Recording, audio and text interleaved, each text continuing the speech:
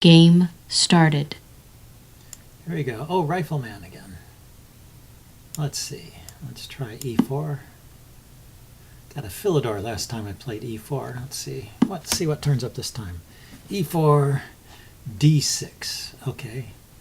This could transpose into a Philidor again.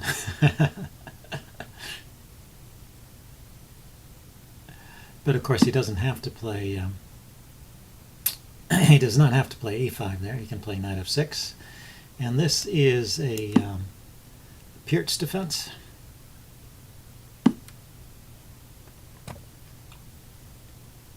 And I don't think e5 is the usual move there, although I don't see anything particularly wrong with it. I'm going to support the d-pawn if he takes. Take back with the pawn. And I'm going to attack the e-pawn,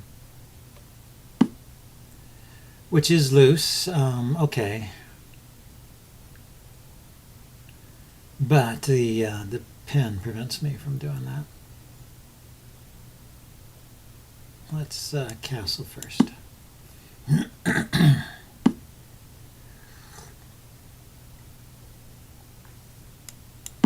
And ask if the bishop wants to trade. No. Okay. We need to get this bishop out of the way. I want to play my knight to d2 to defend the other knight, and then my queen will be free to move. Then, after queen goes to c2, then I can take on e4. I can take on e4 now, e5. If I take on e5 now, he can just take back with the knight.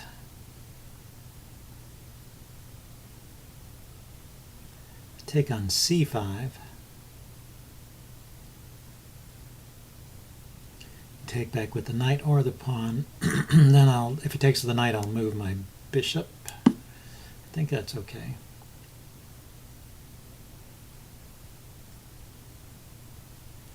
If he takes with the knight, I'll have two guys attacking this pawn, but I can play bishop to c2.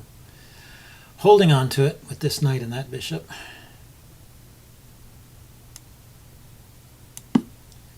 And he may have a weakness here. In the long run, a weakness on d5. But I can't get there immediately. Okay. Three guys ganging up on my poor little e-pawn. So I get rid of one of these guys. I guess that's the thing to do.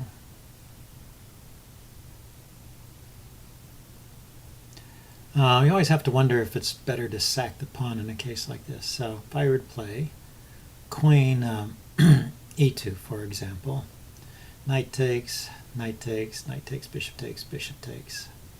And assuming he wants to keep the bishop. And then I could play rook to, but that, if I play rook to d8, then he can play d5, rook d1, he can play d5, defending his bishop and defending the pawn simultaneously. Although this pawn is hanging. So let's think about this again. Okay, so queen e2, knight takes, knight takes, knight takes, bishop takes, bishop takes. So he's a pawn up. Rook to d1 threatens to take the e-pawn. And if he plays d5, I can just go ahead and take the e-pawn. So he's going to defend the e-pawn, probably with the bishop. And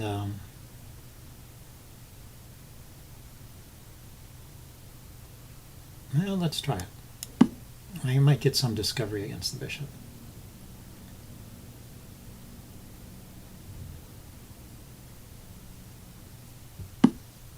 And we didn't take it. Wow. Got all that trouble of analyzing a continuation and he doesn't even play it. Okay, let's put the rook on d1 anyway. It's a good square for it.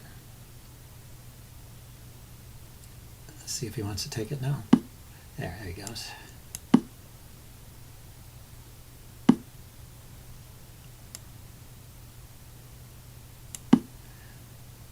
I see. By playing queen to c7, he unpinned this pawn, so I'm not threatening. I'm no longer threatening to take on e4, e5 here.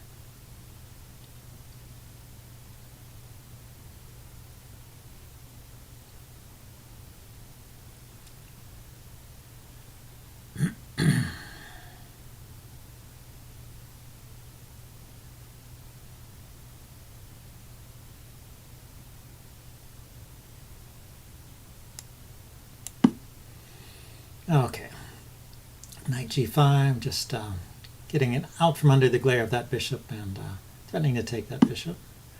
And if he exchanges now, I have some pressure on that bishop.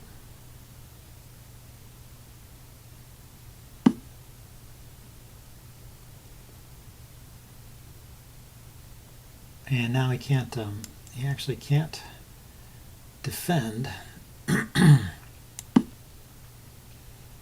the e-pawn because of my bishop. He can play f6, yeah. That's probably good enough. So queen takes, rook takes, and then he takes the bishop.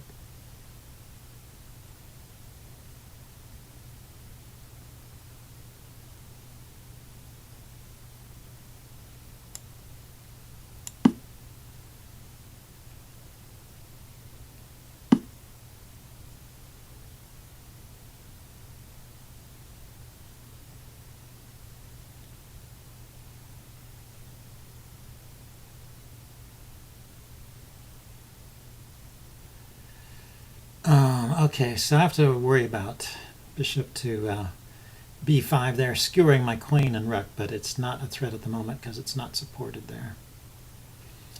And this goes with check anyway.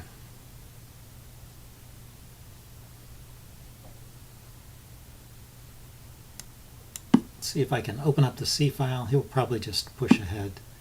Yep. Okay, so now I can pin this pawn against his queen.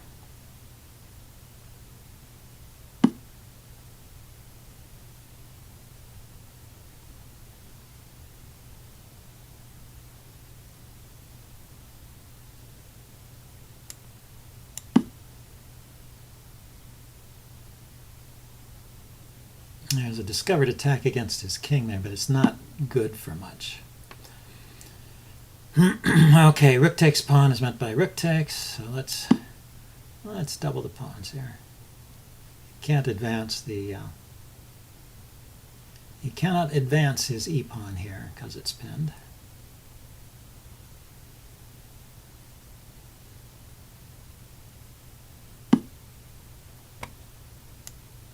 That unpins it, but gives me a moment to double up my rooks.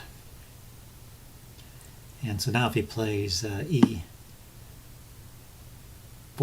I can take. But now this is different. He's attacking with the bishop.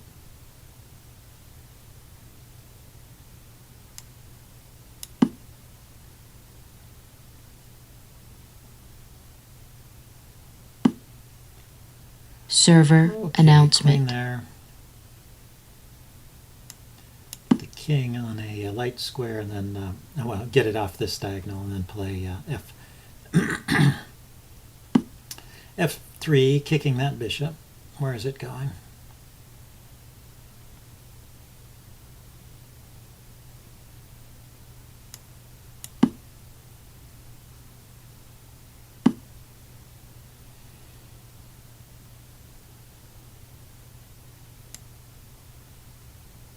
Okay, so he still can't play his bishop to this square because the queen's controlling it.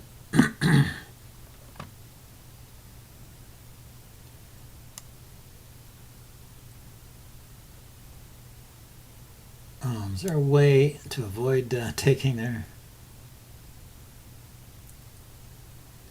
If I just get out of the way, it takes. I guess I'm just losing a pawn.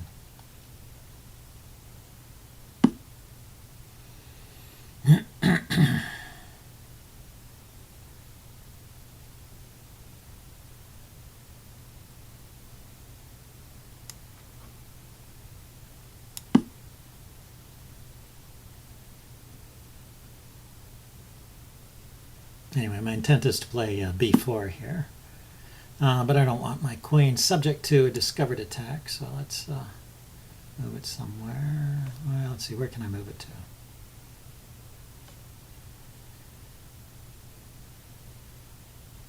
Yeah, I don't really have a great square. If I move it here and the bishop attacks it, where am I going after that? Because the bishop is supported on d7. Okay, so let's go back here and still try to play b4.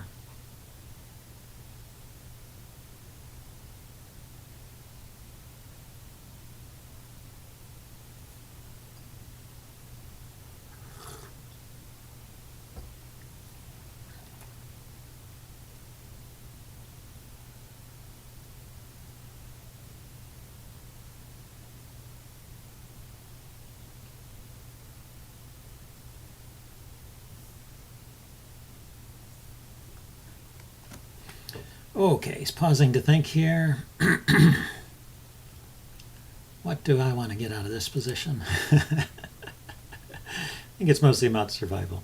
What he should be thinking about is pushing these pawns, so f4 and f5 and e4 is a plan, but he needs to support the e-pawn. No, actually he could play that right away, f5, and because the queen is defending e4 laterally, e5 I mean, so he can play f5, and then he can follow up with e4, and then if I take, I'll have two passed pawns here. Problem with playing e5 to e4 is that it hangs the d-pawn, so that's what he needs to do something about.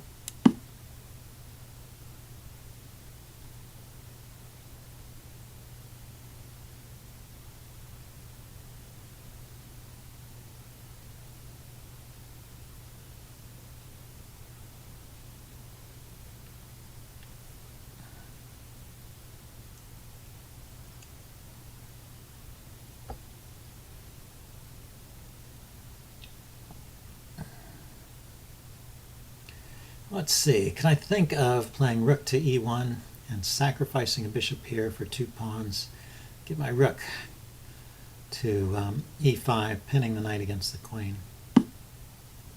Pinning the bishop against the queen. Okay, so he wants to go after my little I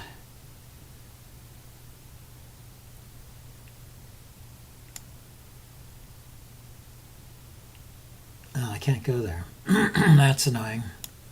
The bishop controls that square. Okay, let's go here. I want to defend the pawn. I don't want to give that up. Maybe rook here, and pushing the a pawn is something I could play.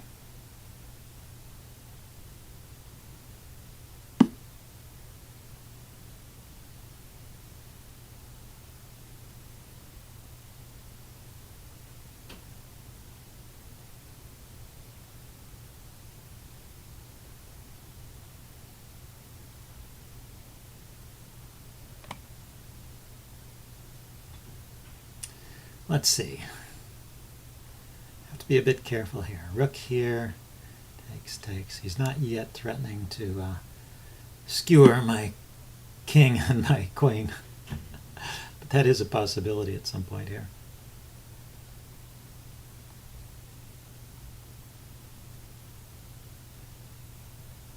So this rook, I cannot leave the back rank really, because check here, I don't have time to play this rook down, I just lose my queen for a rook.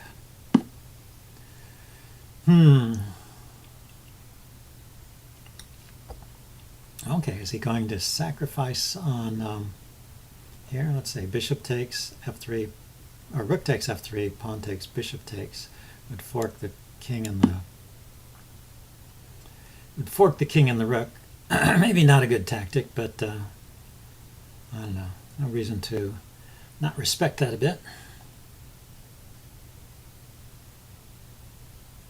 Okay, can I push ahead with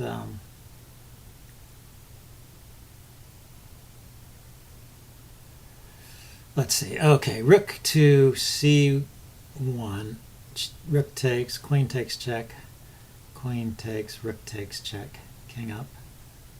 And the rook can go after my pawns here.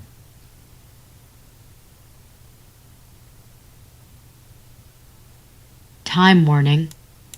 I think I need to push ahead and try and get something going. I've got an outside passed pawn here.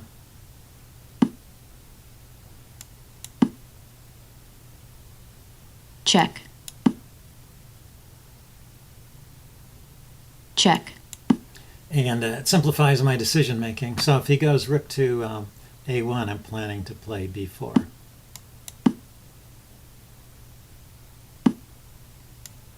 I probably should have taken the pawn, but I would have just marched ahead with b5. That was my plan.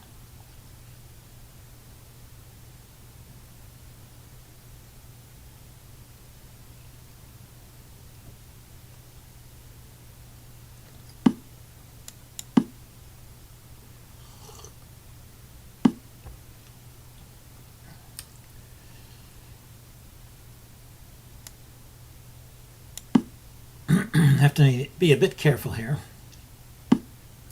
My pawn gets to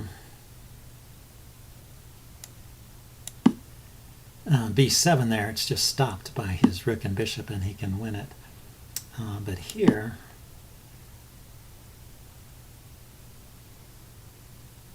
I have some chances, maybe.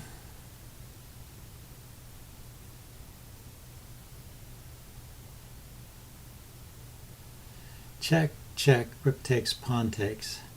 And then I've got a pawn here. Okay. That gives him a passer.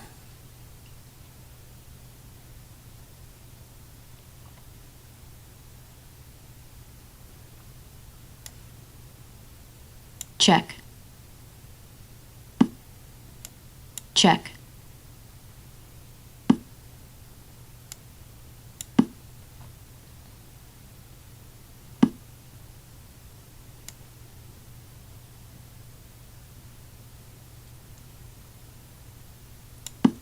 Yeah, he can't actually ever queen this pawn here because Check. of the opposite colored bishop syndrome.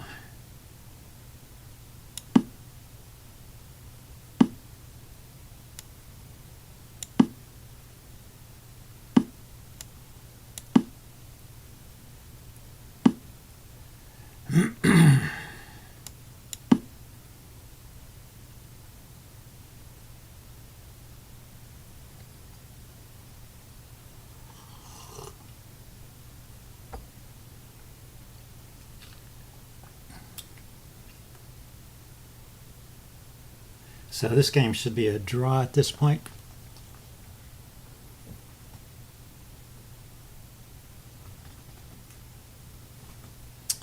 We'll see. I've stopped this pawn. He has two other pawns over here that he can try and push forward. My plan is to use this pawn to exchange one of those guys off. If his king goes back to take this pawn, I will take this pawn. And if his bishop ever goes over to help support these pawns, I can always sacrifice my pawn to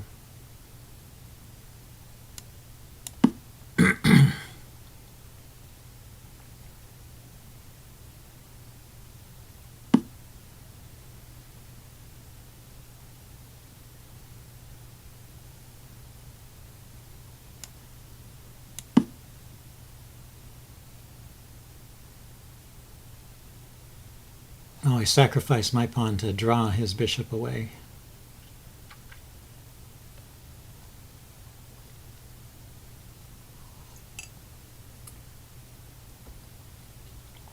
And my pawns are in dark squares, so the only piece that can attack them is his king.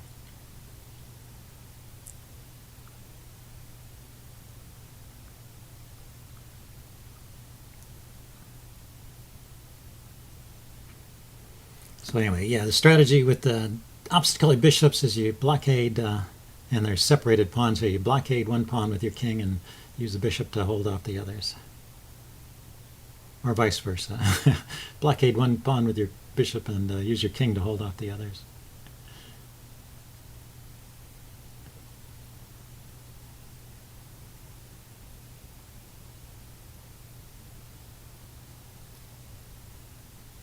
So I think, and black definitely had the advantage earlier when he won the pawn. But trading all the way down, well, he let me get the rooks off, and so at that point it became kind of drawish. If he could have kept his at least one pair of rooks on, he would have more winning chances. So let's talk about different ideas. Say king here. I put my king here. Maybe he wants to maneuver his bishop here, so he could play his bishop to here, or here even, to prevent my king from attacking his pawn. And then he could walk with this king here. So bishop here, king here, and I'm doing nothing. I shuffle my bishop, and then king here. I step my king forward. Black forfeits due to disconnection. Attacks. Forfeits due to disconnection. Well, that's a shame. He definitely had at least a win there. Okay, maybe he was frustrated that, he had at least a draw. Maybe he was frustrated he wasn't winning. Okay, I'm going to upload this, and we'll check this out in the postmortem. See you guys later. Bye.